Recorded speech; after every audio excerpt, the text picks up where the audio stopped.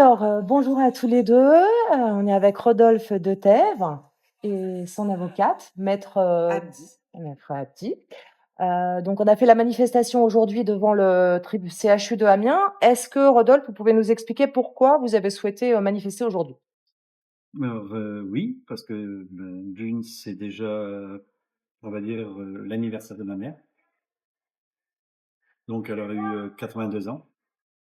82 ans, elle était en bonne santé, donc elle est morte elle avait 77 ans. Donc ça fait quand même bientôt 5 ans et 5 ans que nous recherchons la justice suite à ce surdosage de tramadol. Donc en fait, elle est hospitalisée pour un trauma au genou et au poignet. Oui, c'est ça. 2 jours après, on vous annonce qu'elle est morte et quand vous 24 heures demandez après. 24 heures. 24 heures après, 24 heures. Et dans les rapports, vous trouvez un rapport toxicologique qui indique qu'elle a eu une surdose de tramadol à plusieurs. Il y a une autopsie. Il y a Le une monsieur a autopsie. en fait, on a annoncé un problème cardiaque, cause du décès. La famille ayant des doutes sur cette cause, a demandé une autopsie. Donc c'est grâce à la famille qu'une autopsie a été réalisée, en accord avec l'interne qui était venu expliquer les causes de la mort, sur la demande de la famille, encore une fois. Et c'est grâce à l'autopsie que la famille a découvert que Liliane de Thèbes était décédée d'une intoxication au tramadol. En tous les cas, à ce moment-là, on sait qu'il y a un surdosage de tramadol, 3 fois la dose létale. D'accord. Ensuite, 3 jours après le décès. D'accord. Avec nous. Oui, donc potentiellement beaucoup plus en fait au Voilà. moment du Alors, décès. moi, ce Mais bon, point-là, j'aimerais qu'on être sûr parce que je me suis posé la question. Il y a divers sons de cloche. Il y en a qui disent que même 3 jours après, c'est la même dose, et d'autres personnes qui disent qu'effectivement, il y avait plus. Mais bon, en fait, déjà 3 fois, c'est déjà C'est beaucoup. déjà énorme, mais ouais, c'est ça. selon le médecin légiste déjà à l'époque, monsieur c'était retiré son nom, lui-même qui a supervisé l'entretien avec le CCI, à l'époque a bien parlé de 6 entre 6 à 8 doses le jour du décès. D'accord. Bon, de toute façon, Mais elle a voilà, des Déjà c'est injections. potentiel. Et il a Voilà. quand même dit que de toute façon on ne saurait jamais puisque Ça, c'est et verbal. Le voilà. problème, il est là, c'est que tu vois, c'est quand dans un dossier délicat comme celui-ci, il faut faire attention parce que tout ce qu'on ne peut pas prouver, Mmh. appuyer de faits réels, enfin, tu vois, concrets, ça va se retourner contre nous comme quoi on fantasme, on suppute des choses, etc. Alors que si on état de fait, c'est vous, il n'y a rien d'irrationnel, c'est un rapport toxicologique, il dit 3 fois la dose létale, 3 jours après ça. Dans tous les cas, la certitude, elle est là. Certitude rationnelle. Voilà. Donc c'est Incontestable. voilà, incontestable, c'est la cause du décès pour le coup. Alors, c'est pareil. Selon nous, c'est la cause du décès. Selon certains experts, c'est la cause du décès. Mais un autre expert, celui de la commission. Tu veux parler? Non, je ne connaissais pas spécialement. Moi, je sais que c'est lequel qui a dit que, En tout cas, c'est que en pas fait, l'expert lui-même, c'est un autre qui était là et en plus lui-même il était venu sans ses dossiers, donc déjà d'une, mais c'est un expert quand même. C'est c'est un un expert. expert qui vient sans ses dossiers et il Hmm. a dit que, je sais pas ce qu'il a dit. En fait, ce qu'il a dit, c'est, en fait, la famille de Ted, comment dire, je sais pas comment qualifier, une intelligence, enfin moi vous m'avez surpris parce qu'ils ont fait tout ça, ils ont saisi, ils ont demandé une médiation, ils ont saisi la commission d'indemnisation des victimes d'infraction, ils ont saisi le parquet, le procureur de la République d'une plainte, ils ont poursuivi avec une plainte de réconscience par civil, sans avocat ou quasiment. À ce moment-là, vous n'avez pas, Non. sans avocat. Je suis épatée. Hein. En tous les cas, la commission d'indemnisation des victimes d'infraction, créée par la loi Kouchner 2002, pour permettre aux victimes d'avoir accès au dossier médical et de comprendre les causes d'une erreur médicale, d'un accident médical, ou en tout cas de connaître si la nature de l'accident médical, si c'est d'origine fautive ou pas, etc. Donc c'est une commission qui est super pour les victimes, puisque c'est financé par l'État et ça permet de court-circuiter le processus contentieux en évitant de saisir un D'accord. tribunal. Et donc la CRCI saisit un expert qui doit analyser analyser le rapport toxicologique pour en tirer les conséquences et voir si on peut déterminer les causes de la mort. Et on est surpris parce qu'il y a l'expert qui explique que comme il n'y a pas de trace de prescription tramadol au dossier, on ne peut pas du tout, on ne peut imputer aucune faute à l'hôpital du fait qu'il y ait cette intoxication parce qu'il n'y a aucune preuve selon laquelle le tramadol aurait été pris à l'hôpital. Donc cet expert a clôturé l'expertise en ce sens. Heureusement, la commission a eu plus de discernement et a considéré qu'il y avait quand même, que cette situation était trouble et qu'on ne pouvait pas dire de manière certaine qu'il n'y avait pas de lien de causalité entre ce qui s'est passé à l'hôpital et le décès. Toutefois, en l'état du dossier, il ne pouvait pas se prononcer, donc il fallait attendre l'issue pénale. D'accord. Voilà. Mais donc cet expert-là a clairement dit qu'il ne pouvait pas se permettre de dire qu'il y avait un lien de causalité certain entre le décès et le rapport toxicologique, enfin la D'accord. circonstance toxicologique. Plus, cet expert a même supputé que c'était Madame Liliane de Tève qui avait produit elle-même le tramadol. C'est lui qui avait mis l'hypothèse. Je ne sais pas si tu te rappelles. Il avait mis l'hypothèse que c'était possible que le corps humain aurait pu produire cette molécule, enfin je ne sais pas comment on peut appeler ça, elle-même. D'accord. Ouais, Voilà. là, ça va loin. Ok.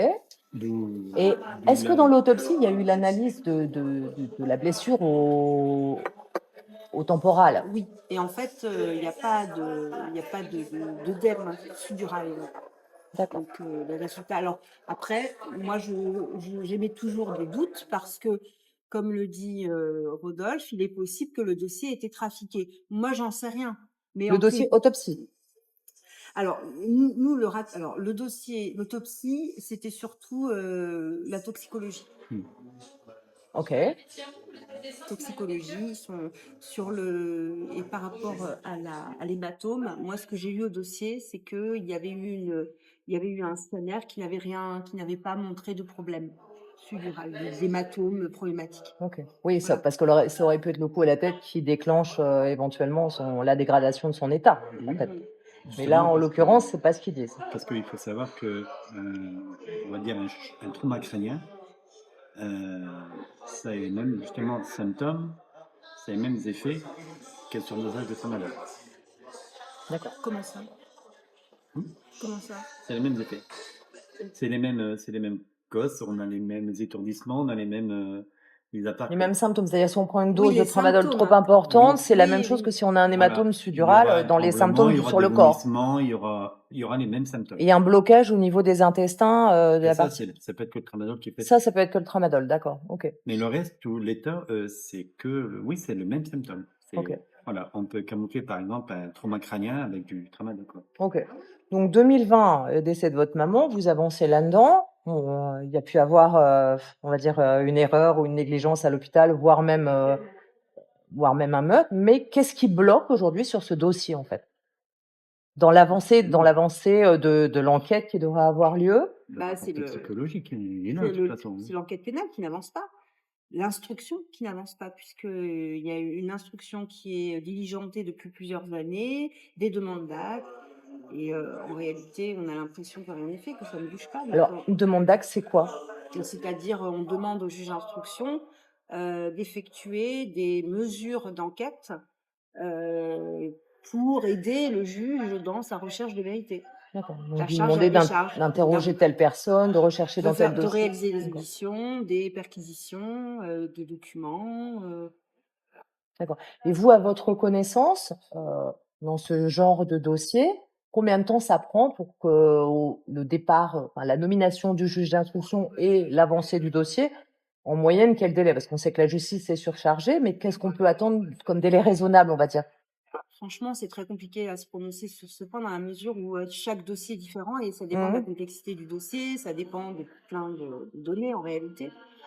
Si on est sur un magistrat un magistrat spécialisé, une affaire spécialisée, etc. Ça dépend il y a plein de données. Toutefois, ce qui est sûr, c'est que selon moi, j'ai pas de recul Mmh. suffisant pour vous donner comment dire, des chiffres, des statistiques. Mais c'est vrai que 4 ans sans sans procéder aux mesures, il me semble, fondamentales, d'instruction, je trouve que c'est long et je trouve qu'il y a une négligence. C'est-à-dire que là, au bout de 4 ans, vous avez rien, pas de Non, le nouvelles, dossier n'a nouvelles pas avancées du tout, en fait, c'est ça, hein? le dossier est en cours d'instruction et il n'y a au jour à l'heure d'aujourd'hui, enfin, il n'y a pas de mesure, enfin, il y a aucun acte d'instruction n'a été, véritablement, effectivement réalisé.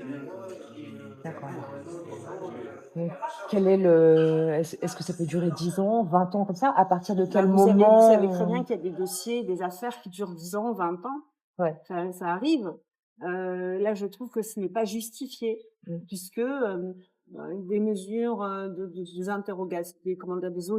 L'audition de personnes responsables auraient dû, être effectuées, la saisie, de documents aurait dû être, réalisée, ce qui aurait permis à la famille et à l'hôpital de peut-être comprendre, le cheminement de cette situation. Pourquoi on en est arrivé à ce décès?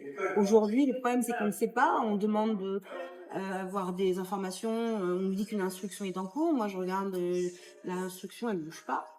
Donc voilà, qu'est-ce Donc qu'on fait? donc en fait, l'impression de déni de justice de Rodolphe, légitime, en fait?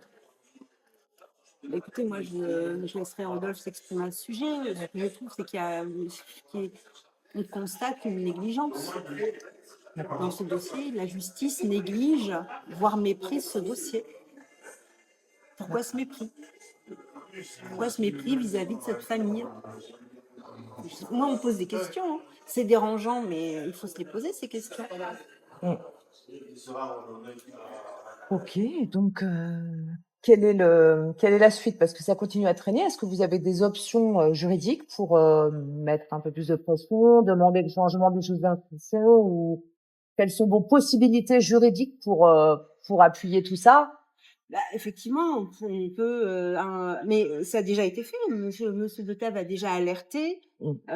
l'avocat général, Oui. le ministre de la Justice, je veux dire, L'Élysée, la doyenne des juges, voilà, le doyen des le juges procureur. d'instruction, le procureur, J'ai les heu, courriers, j'ai les réponses voilà. et on me dit d'aller, que ma mère aille se faire soigner, Bah, en fait, si vous voulez, c'est fou. il me semble, hein, que nous faisons tout ce qui est, comment dire? Tous les moyens offerts à un justiciable, ont été, Exercer. exercés Mmh. par, Rodolphe, Mmh. en vain. Donc aujourd'hui, ça explique, la manifestation, ça explique, bah, le désespoir de la famille qui sait plus comment faire, en fait, comment on Mmh. fait?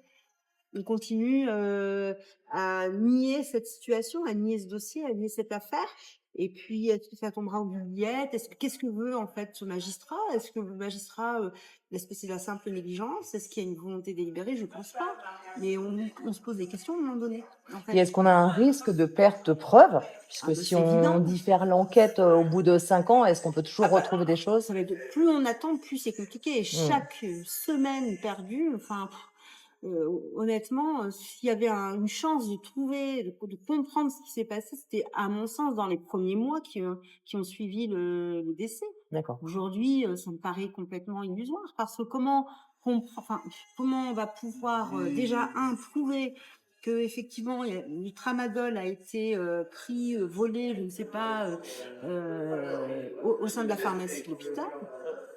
Voilà. Quelle personne, a pu, demander ou voler ou prendre ce tramadol? Qui a pu, administrer ce tramadol? Dans quelles conditions? À quel moment? Enfin, il faut il y a comment dire? Les gens oublient. La mémoire, est de moins en moins bonne.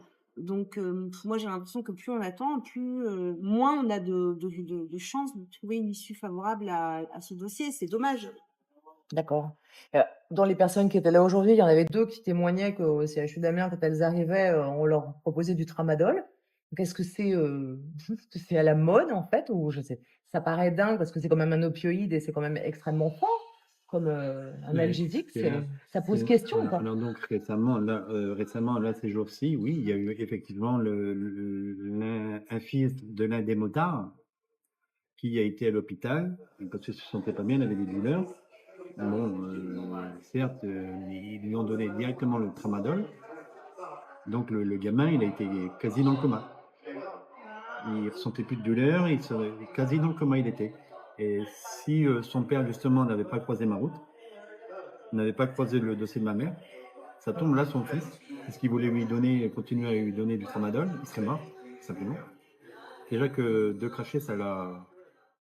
Oui, parce que c'est extrêmement fort, hein, les Ben, opioïdes, on l'a vu avec l'Oxycontin, il y a quand même 1 million de morts aux États-Unis, donc c'est pas rien, quoi. eh ben, ils Je veux donnent de dire. l'oxycodone au CH aussi, hein. Oui, c'est Faut le ça. savoir. Ouais. S'ils en ont donné à mon père récemment hospitalisé, je peux vous assurer qu'il est dans un de ces états. Oui, C'était Walking surtout Dead, pour hein. quelqu'un qui prend rien jamais, c'est extrêmement fort. Donc là, le petit jeune, heureusement que le motard, son père était là, sinon, voilà, il perdait son fils. Ok. Et vous, quel est votre sentiment par rapport au deuil? Est-ce que ça vous bloque dans le deuil? Quel est votre le fait que ça n'avance pas? Comment vous l'interprétez en fait? Est-ce que vous montez des hypothèses, on va dire de plus en plus fantasques, de plus en plus accusatoires en fait, d'une volonté de cacher, pourquoi, etc. Bah, disons que à force, je suis devenu profiler, on va dire ça comme ça. Ouais. Là, simple, pour moi, il y a pas d'enquête. Rien que du fait de refuser l'enquête, bah, il condamne déjà le CHU. Parce que comme dit Maître Avdi, on ne retrouvera pas la personne qui a fait ça, mais le rapport toxicologique, il est là, à lui tout seul. À lui tout seul, il n'a besoin de rien d'autre. Le tramadol, il est là, il est 5 heures du matin, dans une chambre, où une infirmière dit que Madame de Thèbes, ils lui ont changé sa molinéa, tout va bien. Déjà, il faut qu'il m'explique comment elle a fait une personne seule pour changer sa molinéa. C'est quasi impossible. Et ensuite, en plus, dans l'état où était ma mère. Ensuite, à 5h30, elle décède. En 30 minutes, ça veut dire qu'en 30 minutes, elle aurait reçu plus de 2 doses létales de tramadol. C'est impossible. Bien sûr, mais alors du coup, s'il y a pas de prescription, ça veut dire que, ils peuvent dire que c'est pas eux, Il y a une qui prescription. ont injecté. Enfin, pour moi, il y a une prescription médicale. Elle est orale, certes, mais toute prescription orale vaut prescription écrite. Mais pas pour Et en plus, elle tramadol. est écrite. Là, c'était pour pour le Paracétamol, mais ils lui ont pas donné de paracétamol. Parce que dans le rapport toxicologique, il existe un produit qui recherche aussi et qui est dans le paracétamol, c'est l'acétone. Or, dans le rapport toxicologique, il n'y a pas d'acétone. Ouais, ça vous l'aviez dit, mais alors du coup, s'il y a pas de preuve, établie qu'il y a une prescription de tramadol et sans pouvoir établir qu'en entrant à l'hôpital, elle avait pas de tramadol dans le sang, ça veut dire qu'ils peuvent, en fait, faire un non-lieu sur ce Ils peuvent pas. sur ce Il y a le dossier? rapport Ou comment toxicologique. ça peut se terminer au je veux dire au mieux? Comment? Mais il n'y a pas d'état antérieur, puisque le dossier du médecin traitant ne parle pas de prescription. Il n'y a aucune trace de prescription de tramadol dans le dossier du médecin traitant de Madame Depaul. Donc il y a pas, on peut pas avoir aujourd'hui du tramadol sans prescription. Ah, donc il n'y avait pas de moyen pour Madame Depaul de se procurer du tramadol Il n'y en de a toute pas manière. jamais, de toute façon. Voilà. Donc en fait, c'est très compliqué d'opposer à la famille qu'il y a une possibilité que le tramadol ait été pris avant d'arriver à l'hôpital. Ça n'a pas de sens. Et ensuite, on peut comprendre que effectivement, ça puisse produire à l'hôpital. Tramadol, on le trouve, enfin, on va dire, ça Bien se sûr, trouve bien à sûr. l'hôpital. Donc après, le problème, c'est qui, quand, combien, pourquoi. Quand, combien, pourquoi. Est-ce qu'on peut nous répondre? Vous vous rendez compte? Personne ne sait me répondre. Dans un hôpital public. Est-ce qu'ils savent? Est-ce que c'est qu'ils ne savent pas? Parce que Mais dans ces forcément, cas-là, on se dit qu'ils cachent quelque chose. C'est impossible avec tous les documents aujourd'hui informatisés. Dès que vous faites quelque chose, on vous codifie, on vous met des QR codes, on vous met des étiquettes quand on rentre à l'hôpital. C'est ça, on a une barre d'étiquettes. C'est impossible qu'ils aient pas le dossier, qu'ils ne sachent pas ce qui soit passé. Sauf à dire, elle a été injectée au tramadol par quelqu'un qui avait volonté de nuire, quelqu'un qui est instable mentalement parlant, qui voulait tuer, on ne sait pas. Mais hormis ça, c'est très compliqué, quoi. Et Maria Pereira, c'est pas la première fois qu'il y a un cas à l'hôpital comme ça. Oui, oui, oui, et certainement, enfin, c'est 2 cas qui sont avérés, mais il y en a peut-être eu d'autres. Mais l'idée, c'est de dire qu'il n'y a pas d'enquête. Soit c'est couvre quelqu'un qu'on ne veut pas accuser, soit ça veut dire qu'ils veulent pas qu'il y ait d'histoire sur les CHU, mais on laisse potentiellement un tueur peut-être en liberté, un tueur fou En liberté. Oui, c'est possible. C'est dans le cadre des hypothèses probables. ça, C'est possible. Ça s'est déjà produit. Mmh. En France et à l'étranger, vous avez des cas, pardon, d'infirmiers qui tuaient en administrant des produits. Je sais plus ce que c'était comme produit, c'était Il y avait, l'insuline, je crois. ouais. Il y avait, Oui, c'est une ça, de personne qui l'insuline. donnait Oui, oui, l'insuline, exactement. par exemple. Oui, il a fallu, ça s'est fait très progressivement, la découverte. Ouais, ouais. La personne a été prise en flagrant délit, etc. Mmh. Mais pendant longtemps, ces personnes pouvaient effectivement tuer d'autres Oui, c'est ça. Ouais. patients. Et là, ça ne vous inquiète pas plus que ça. Ils ne sont pas inquiétés. C'est- L'hôpital n'est pas inquiété. Les autorités publiques ne se sont pas inquiétées de cette situation.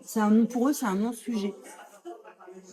Donc, ça veut dire qu'aujourd'hui, n'importe qui peut empoisonner n'importe quelle personne Voilà. sans que la justice fasse quoi que ce soit. En tous les cas, nous, Alors, est-ce que c'est parce que c'est dans un hôpital? Est-ce Oui. qu'ils voudraient couvrir pour ne pas entacher la réputation de l'hôpital? Est-ce que ça pourrait être un des mobiles du fait qu'ils veuillent un peu cacher l'affaire? Ou Pas une chose est sûre, qu'est-ce c'est qu'on que peut avoir comme mobile? On ne sait pas, en fait, on peut tout imaginer. bah oui. si le père de Macron travaille là-bas, Mmh. pour moi, c'est suffisant. Après, je peux dire plein de choses. Hein. Moi, ma mère, je sais qu'elle a été tuée. En Donc, 24 est-ce heures. que quelqu'un d'autre en voulait à votre mère, en fait? Personne, une femme de 77 ans, Ah, 30 petits-enfants, 15 arrière-petits-enfants, ils n'ont même pas le temps de voir leur arrière-grand-mère. À un moment donné, Moi, je pense que c'est du mépris, de la négligence, qu'une volonté politique. Pour moi, c'est c'est vraiment cristallise vraiment une déresponsabilisation, des intérêts, des investissements, je sais pas comment on peut dire, déshumanisation de la société. Donc ça cristallise ça pour moi. Mais c'est complètement indigne, en fait. Bien sûr que c'est Parce indigne. que C'est le indigne. boulot d'un magistrat, c'est faire, même si je C'est même comprends pas que ce magistrat, c'est tout le monde en fait. C'est le tribunal, c'est les responsables, les personnes qui ont la responsabilité à l'hôpital. Je sais pas, pourquoi ils ne s'affairent pas à aider la justice? Pourquoi ils disent, bah nous, on est à la disposition de la justice, très bien, mais est-ce que c'est pas à vous d'être proactif aussi, plutôt que d'attendre que le juge demande ou vienne? Est-ce que c'est pas à vous d'aller voir à la pharmacie qui a pris du travail? Est-ce que c'est pas à vous d'interroger la personne qui a donné du paracétamol? Est-ce que c'est pas à vous de nous aider, l'usager, à comprendre pourquoi il est mort?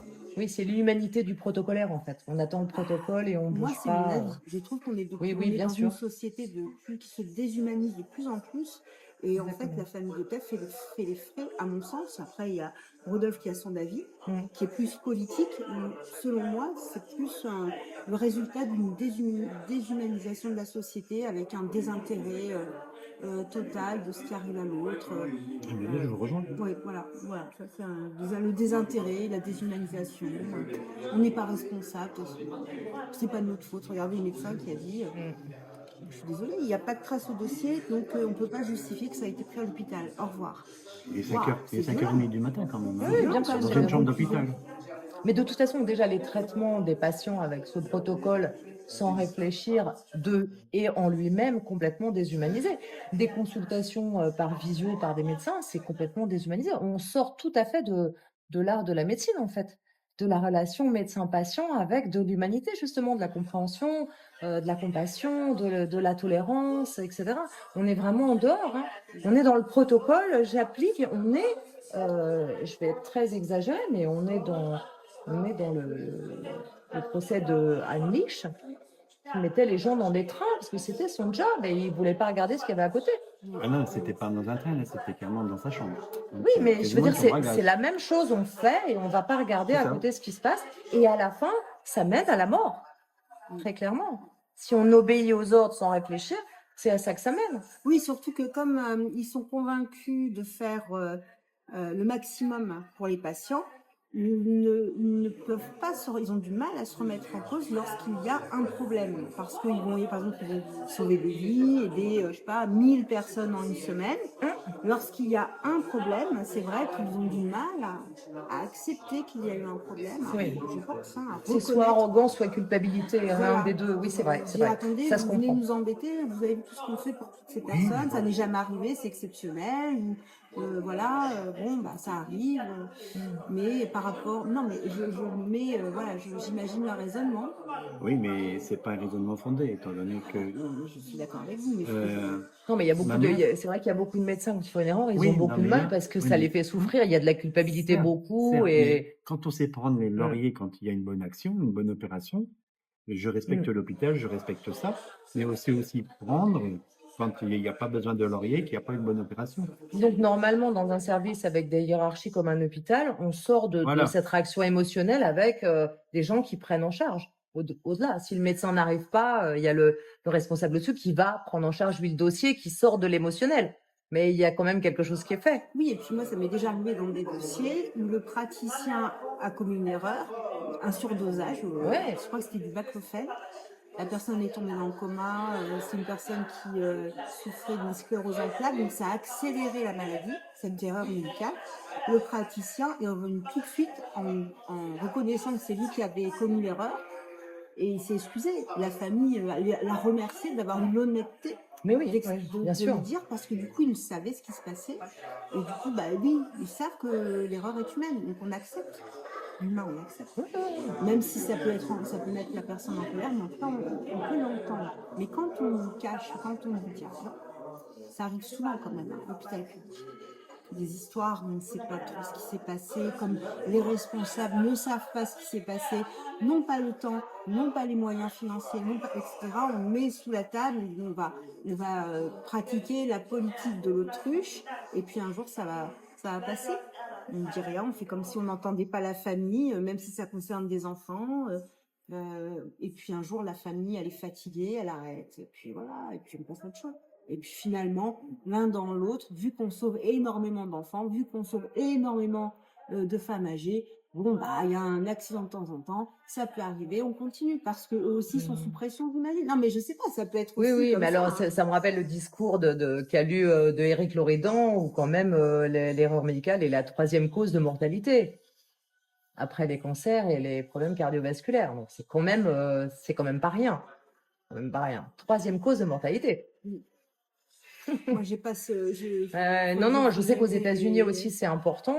Il y a quand même beaucoup de problèmes vous savez, quand vous donnez des médicaments, les interférences entre les médicaments, etc. Il y a tout ça qui est dedans, mais c'est quand même, ça Ah, moi, pose quand même question. oui, alors, ça, je suis tout à fait d'accord avec vous. Toutefois, je pense que pour vraiment mettre en exergue cette problématique, Mmh. il faut quand même reconnaître ce qui marche bien.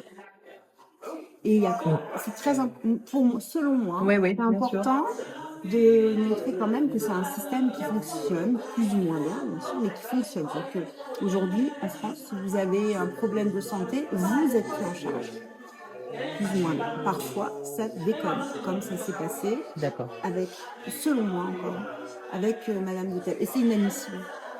On ne peut pas se permettre de dire, bah, comme ça marche bien 90% du temps, là, pour ce cas-là, On laisse. Oui, oui, bien non. sûr, bien sûr. Par contre, je pense qu'on ne peut pas nier quand même qu'il y a un système de santé qui est performant. Aujourd'hui, vous avez un problème, vous avez un accident de voiture, vous avez un problème, vous pouvez être sauvé quand même. Oui, d'accord. Enfin, il y a de plus en plus de déserts médicaux. C'est vrai qu'il y a 30 ans, il y avait beaucoup plus de moyens. Aujourd'hui, il y a énormément d'administratifs dans les hôpitaux et peu de soignants. Les soignants sont maltraités, hein, on l'a vu pendant la crise Covid, mais même avant. Je veux dire, les soignants en Je, France gagnent bien moins. Donc, je ne remets pas en oui, cause ça. voilà, c'est ça. C'est-à-dire que ça a été bien le système de santé, mais on a Oui, ça l'impression dérive. qu'on le laisse se dégrader petit à petit pour en arriver peut-être à un système privé comme aux États-Unis, ce que personne ne veut en France, mais il y a quand même un gros problème là-dessus et dont Je ne les parle pas soignants de tirent ça. la. Ouais, Je parle pas de ouais, ça. Je ouais, dis ouais. qu'en France, Mais quand c'est vous vrai. avez un Ouais, problème de santé, vous pouvez être pris en ouais. charge. Et on ne peut pas le nier. Mmh. Par contre, moi, ce qui me dérange, là, maintenant, dans notre discussion, par rapport au dossier de Madame de Thèbes, Ouais, c'est que certaines personnes sont sacrifiées ouais, c'est ça. et on méprise la famille lorsque cette famille demande des explications. Et ça me dérange. Donc oui, je pense que ce qui s'est passé, c'est volontaire. Je pense qu'on ne peut pas trouver Mmh. 3 doses létales de tramadol par hasard. C'est trop grossier pour que ce soit une erreur. Même si la prescription a été orale, déjà, c'est une faute que la prescription ait pu être orale. Et quand bien même elle ait pu être orale, 3 fois la dose létale, c'est une grosse erreur. Ouais, bien sûr. À un moment donné, l'erreur, elle peut se transformer quand même en empoisonnement. C'est pas quelque chose d'exceptionnel, hein. Ça existe. Dans le code pénal, vous avez une infraction pour empoisonnement. Ça existe. Il y a des gens qui empoisonnent. Donc, on n'est pas dans un délire. La difficulté, c'est que comme il se passe rien, on n'auditionne personne, etc., on reste dubitatif et bien sûr, comme vous disiez tout à l'heure, on crée des hypothèses, différentes hypothèses. Et là, on peut partir parfois dans des délires parce qu'on n'a pas de réponse. On n'a même pas d'échange. Il n'y a même pas un échange avec les responsables de l'hôpital. Il n'y a rien qui a pu être mis en place. Une médiation qui a été effectuée, qui s'est soldée par on ne sait pas, circuler, il n'y a rien à voir. Voilà, on ne sait pas ce qui s'est passé, donc on ne peut pas vous répondre. Ça ne va pas comme réponse. Oui, c'est juste, oui. C'est simple, vous avez une femme en bonne santé qui va aux urgences en tant que blessé léger. Elle ne peut pas décéder 24 heures après. Même qu'ils avaient dit au début arrêt cardio-respiratoire. Vous m'expliquez, pour un genou et un poignet foulé. Personne ne meurt d'arrêt cardio-respiratoire. Même des gens vivent avec des coccyx cassés. Si demain on vous confirme que c'était une erreur, c'est ce que vous attendez en fait, de savoir ce qui s'est passé. Condamner l'hôpital, c'est tout. De toute façon, je pense qu'on ne retrouvera jamais ceux qui ont fait ça, je pense. Ceux-là, ça fait quand même bientôt 5 ans. Comme dit Maître Abdi, c'est dans les premiers mois qu'ils auraient dû réagir. Maintenant, je suis désolé, au bout d'un moment, le rapport toxicologique, il est là. À lui tout seul, il parle. C'est la seule arme contre l'hôpital. Et au bout d'un moment, il faut condamner le CHU Picardie pour meurtre, c'est tout. S'ils veulent couvrir leurs agents, qu'ils couvrent, c'est pas un souci. Comme je dis, si vous demain au moins on va empoisonner quelqu'un, le rapport toxicologique suffira. En fait, c'est plus grave de chercher à couvrir une erreur que d'admettre l'erreur. Pour vous. Oui. Et là, nous sommes même pas dans que la justice soit longue, ça ne me dérange pas. Là, on est dans le ne rien faire du tout. Oui, la justice et puis aussi le comportement du CHU, c'est-à-dire de répondre à la demande de la famille par nous, on est à la disposition de la justice. Donc s'il y a besoin de quoi que ce soit, nous, on donne. C'est un peu méprisant aussi. Pourquoi on a besoin de saisir la justice pour savoir ce qui s'est passé? Pourquoi après la médiation qui s'est rendue stérile, pourquoi on ne nous a pas convoqués? On fait une réunion, on cherche, on comprend, on mène. Bien sûr. Pourquoi on méprise autant les gens? Qu'ont-ils à cacher au CHU Amiens? Alors, soit effectivement, ils ont quelque chose à cacher, ça c'est votre hypothèse. Moi, mon hypothèse, c'est du mépris. C'est l'inconsidération, parce qu'on est dans cette société où on ne considère plus les gens, on ne se préoccupe plus des autres. C'est-à-dire on reste focalisé sur ses intérêts, ils sont focalisés sur leurs intérêts financiers, peut-être de rentabilité. Et dès qu'il y a une problématique humaine, c'est trop dérangeant. Puis alors c'est compliqué parce que c'est pas simple. Alors il y a le rapport d'autopsie qui est quand même objectif, bien sûr, et qui explique clairement l'intoxication mortelle. Maintenant, pourquoi le CHU n'a pas mis en œuvre lui-même ses investigations? Pourquoi il a fallu que la famille se batte pour avoir des informations? Ce qui est assez étonnant dans les dires de Monsieur Detef, c'est qu'à chaque fois qu'il a menacé de médiatiser, pouf, ça a répondu en fait. C'est au début. Donc c'est quand même... Au début, les premiers mois. Au début, Maintenant, non. Après, j'ai voulu médiatiser. C'était difficile.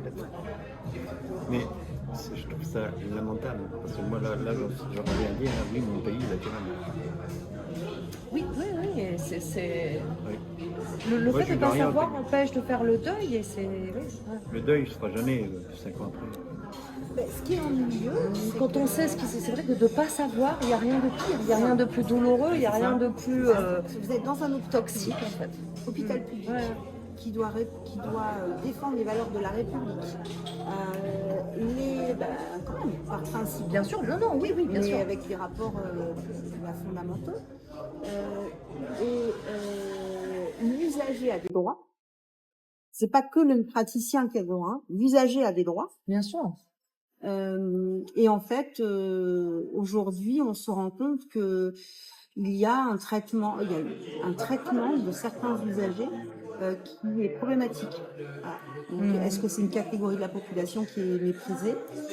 Pourquoi ce dossier est méprisé? Pourquoi cette politique de communication digitale? Pourquoi qui est leur conseil en communication? Hein, c'est terrible de faire ça. Ouais. Ce sont des secrets. C'est comme dans une famille, Ouais. quand on ne dit pas les choses, les non-dits, on cache et tout. Oui, alors sur le coup, ça peut être bien parce qu'on ne parle pas du problème, donc ça crée pas de tension, etc. Mais ça reste là, c'est latent, et ça crée des malaises. Ça pourrit. Ouais. Et là, ça fait quoi? C'est quoi cette politique? Je ne sais pas qui les conseille en communication. Je trouve que la transparence, la vraie transparence, pas celle dont on parle de manière automatique et politique.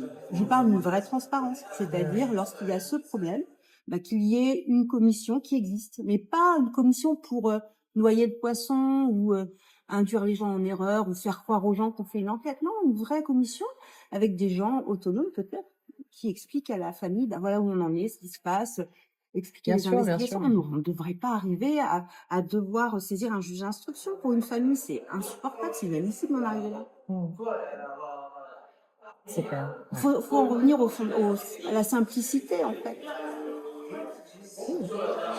La simplicité, c'est l'humanité, c'est la compassion, c'est l'honnêteté, c'est l'intégrité, c'est tout. S'il y a une erreur, on le reconnaît. Donc, on est dans un monde de protocole. On est dans un monde où les gens deviennent des numéros. Et en fait, il n'y a plus aucune considération, il n'y a plus aucune dignité, en fait. Aucun respect de soi-même, aucune intégrité.